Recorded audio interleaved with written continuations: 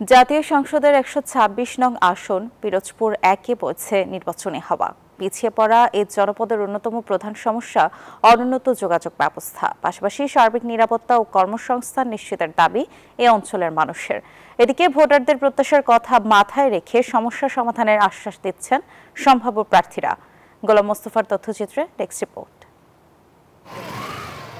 পিরোজপুর জেলার নামকরণ করা হয় ফিরোজ সর্দার নামক একজন প্রভাবশালী শাসকের নামে, যিনি ১৭৫৩ সালে একটি যুদ্ধের পর এই অঞ্চলের নামকরণ করেছিলেন।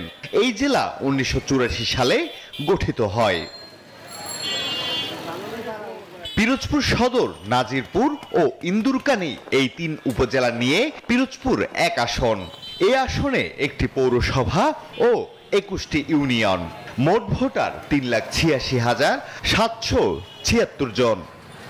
পদ্মা সেতু, মেট্রো রেল এবং এলিভেটেড এক্সপ্রেসওয়ে নির্মাণের গর্বিত অংশীদার বসুন্ধরা সিমেন্ট।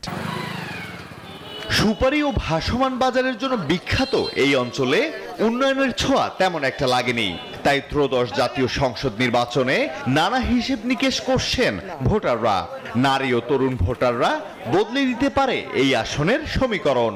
দক্ষ এবং শিক্ষিত এবং দূরদর্শিতা সম্পন্ন নেতৃত্ব গুণাবলী যাদের মধ্যে আছে, এরকম একজন প্রার্থী হিসেবে আমরা একজন প্রার্থী চাই। সৎ, যোগ্য এবং যারা সংসদে আমাদের কথা বলবে, পিরোজপুরে ১ আসনের কথা বলবে, এরকম যদি কোনো প্রার্থী আমাদের দৃষ্টিতে আসে, আমরা তাকে ভোট দিব। ভোটারদের প্রত্যাশা পূরণের পাশাপাশি নির্বাচিত হলে উন্নয়নের নানা পরিকল্পনা বাস্তবায়নের প্রতিশ্রুতি দিচ্ছেন সম্ভাব্য প্রার্থীরা। পার্লামেন্ট নির্বাচনে আমি যদি হই, তাহলে এই রাস্তাঘাটগুলা চোরের পিছনে সরকার দৌড়াবে, কিন্তু নতুন করে বরাদ্দ আনিয়া এই রাস্তাঘাটগুলা মানুষকে একেবারে সহনীয় পর্যায়ে রাখার জন্য যেটা করা দরকার কাজ, সেটা আমি ইনশাল্লাহ করব। মানুষ যেহেতু দুর্নীতিমুক্ত একটি সমাজ চায়, সন্ত্রাসমুক্ত সমাজ চায়, চাঁদাবাজ এবং মাদক মুক্ত সমাজ চায়, তো আশা করছি মানুষ আমাদের সাথেই থাকবে ইনশাআল্লাহ। এদিকে সুষ্ঠু নির্বাচনের স্বার্থে দলীয় কাদা ছোড়াছুড়ি বন্ধ করার আহ্বান সুশীল সমাজের। আমাদের এই অঞ্চলের মানুষ চায় যে একজন ভালো মানুষ, যিনি সংসদে উনি এলাকার হয়ে কথা বলবেন এবং ন্যায্য কথা বলবেন। পিরোজপুরবাসী সমস্যার কথা সংসদে বলতে পারবে, তেমনি ধরনের যোগ্য শিক্ষিত প্রার্থী জনগণ বেছে নেবে।